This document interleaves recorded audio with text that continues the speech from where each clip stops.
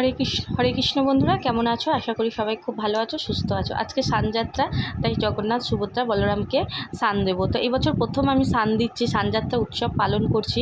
মনের মনে একটু ভয় লাগছে, কারণ ওরা কাঠে যদি কিছু হয়ে যায় তার জন্য। তো এখানে দেখো পঞ্চামৃত আমি তৈরি করে নিয়েছি, আর এখানে একটা জল তৈরি করেছি চন্দনের গুঁড়ো আর অগ্রু দিয়ে, গোলাপ জল দিয়ে একটা জল তৈরি করেছি। আর এখানে দেখো আমি বলরামকে ভালো করে পঞ্চামৃত দিয়ে স্নান করিয়ে দিচ্ছি, এদিকে জগন্নাথ দেবকেও স্নান করিয়ে দিয়েছি। তো বন্ধুরা, কাঠের কিন্তু তবু একটা ভয় লাগে, কারণ ওরা বলেছিল নিম কাঠ, এখন জানি না কি কাঠ হবে। তো আশা করি ভালোই হবে, কোনো খারাপ কিছু হবে না। তো এই বছর প্রথম আমি জগন্নাথকে স্নানযাত্রায় উৎসব পালন করলাম।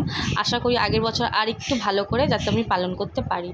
আর এখানে দেখো আমি সবাইকে স্নান করিয়ে দিচ্ছি। পঞ্চামৃততে আমি সবাইকেই স্নান করিয়েছি, আমি গোপুদেরও স্নান করিয়েছি। তো এখানে তারপরে আমি ভালো যে সাদা প্লেন জল, যেখানে শুধু চন্দন আর অগ্রু দেওয়া ছিল, আর এই তুলসী পাতার মালাটা পরিয়েছি। কেমন লাগছে অবশ্যই বলো। আর জগন্নাথকেও কিন্তু যখন ড্রেস পরিয়েছি নতুন, তারপরেও আমি তুলসী পাতা পরিয়েছি মালা। তোমরা একটু দেখে নিও বন্ধু, কারণ তখন আমি ওটার ভিডিওতে তোমাদের সাথে শেয়ার করিনি, মানে বলতে ভুলে গেছি। আর এই যে দেখো জগন্নাথকে আমি প্লেন জল দিয়ে স্নান করে দিয়েছি, আর সবাইকেই কিন্তু আজকে একটু সাজুগুজু করিয়েছি। বন্ধুরা দেখো আজকে গোপুসোনাকে কিরকম সাজিয়েছি।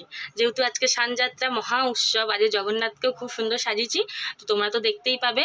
তার আগে আমি তোমাদের গোপুকে দেখিয়ে দিচ্ছি, গোপুকে কেমন লাগছে অবশ্যই কিন্তু বলবে। আর গোপু কিন্তু এই জামাটা, ওর বয়স 7 বছর হয়ে গেল, ওর জামাটার বয়স 1 বছর। জন্মাষ্টমীর সময় আমি এই জামাটা ওকে কিনে দিয়েছিলাম, তো সেটা আমি এখনও রেখে দিয়েছি ওর স্মৃতি হিসেবে। আর জামাটা আমার খুব পছন্দের, তার জন্য জামাটা ওকে আমি খুব কম সময় পরাই, যখন কোনো অনুষ্ঠান হয় তখন, তাছাড়া পরাই না। আর এখানটায় দেখো রাধারানীকে কেমন লাগছে অবশ্যই বলো, কারণ ওর মাথায় দেখেছো, ওই একবার আমি দীঘায় বেড়াতে গেছিলাম, তখন ওই ব্রেসলেটটা কিনেছিলাম। তখন তো জানতাম না যে আমার মেয়ে আসবে। তো যাই হোক, আমার মেয়ের মাথাতেই ব্রেসলেটটা খুব ভালো লাগছে, তো একটু সাজুগুজু করালাম, যেহেতু আজকে একটা উৎসব আছে ওর জন্য।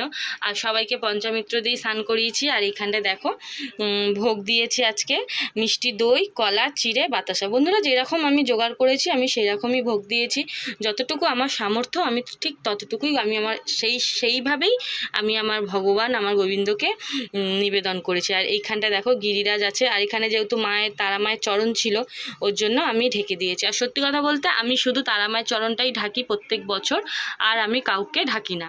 আর মা লক্ষ্মীকে দর্শন করে নাও। আর এখানে ননি, আজকে সবাইকেই স্নান করিয়েছি, একটু বেলা হয়ে গেছে ওই জন্য সেবা দিতে দিতে। দেখো আর গোপুসোনাকে কেমন লাগছে বন্ধুরা কমেন্ট করবে কিন্তু, হ্যাঁ। আর চলো তোমাদের সাথে আমি জগন্নাথকে দেখাই, জগন্নাথকে কেমন লাগছে কিন্তু কমেন্ট করতেই হবে বন্ধুরা। আর এই দেখো জগন্নাথকে কেমন লাগছে বন্ধুরা, আমার সুভদ্রা, আমার বলরামকে কেমন লাগছে অবশ্যই বলবে। বিশ্বাস করো, অনেক আশা, অনেক স্বপ্ন নিয়ে জগন্নাথকে সাজিয়েছি। আসলে কি হয় বলো তো, ফুল কিনতে পারিনি, মালাটা আর আমার কেনা হয়নি, তোমাদের দাদাভাই আর কিনে আনতে পারিনি। তার জন্য আমি পাশের বাড়ি একজনের গাছ থেকে এই পিঙ্ক কালারের জবা ফুল, কারণ তাদের গাছে আর ফুল লাগবে না, ওদের পুজো দেওয়া হয়ে গেছিলো, তো অনেক ফুল ফুটেছে, আর বর্ষাকাল যেহেতু ওই জন্য আমি এই পিঙ্ক কালারের ফুলটা আমি চেয়ে নিয়ে এসেছি গোবিন্দকে, এই জগন্নাথকে সাজাবো বলে। কেমন লাগছে বন্ধুরা অবশ্যই বলো। আর ভিডিওটা যদি কোথাও ভালো লেগে থাকে তো একটা লাইক করো, আর যদি আমি কোথাও ভুলও করে থাকি অবশ্যই আমাকে জানাবে। যারা আমার থেকে বড়, যারা ভিডিও দেখছো, যারা অনেক দিন ভগবানকে সেবা দিচ্ছ, ভক্ত ভগবানের, তারা অবশ্যই আমাকে কমেন্ট করে জানিও, তাহলে আমিও কিছু শিখতে পারবো বন্ধুরা। রাধে রাধে, জয় জগন্নাথ।